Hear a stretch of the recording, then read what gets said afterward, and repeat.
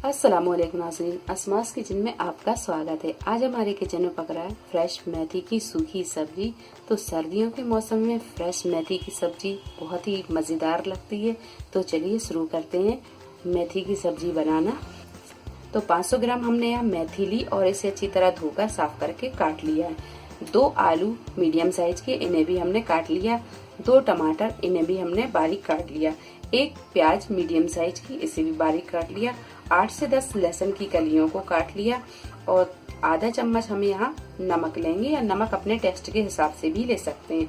Half tea spoon हल्दी powder, half tea spoon कुटी हुई लाल मिर्च और 4 से 5 हरी मिर्च।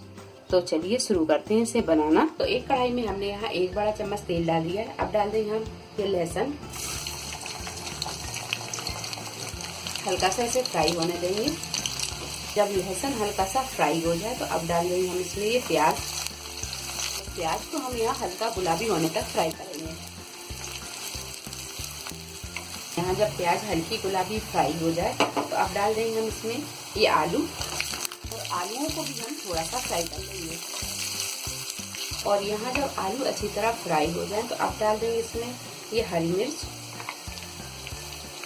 हल्दी पाउडर और लाल मिर्च। नमक भी डाल देंगे, टमाटर डाल देंगे। देर हम इसे भून लेंगे। सारी चीजों को थोड़ी देर भूनने के बाद में अब डाल देंगे हम मेथी की भाजी। तो भाजी डालने के बाद में अब यहाँ कर देंगे हम गैस को बिल्कुल लो, ताकि नीचे से आलू जले ना, और इसे हम 3 से 4 मिनट इसी तरह रहने देंगे। इसके बाद हम गैस की फ्लेम को मीडियम टू हाई पर कर लेंगे। तो 2 से 3 मिनट हमने यहाँ गैस को बिल्कुल मद्दा रखा था और भाजी को हमने बिल्कुल नहीं जलाया था। भाजी यहाँ थोड़ी सी बैठ गई है। अब हम भाजी को मिक्स करेंगे।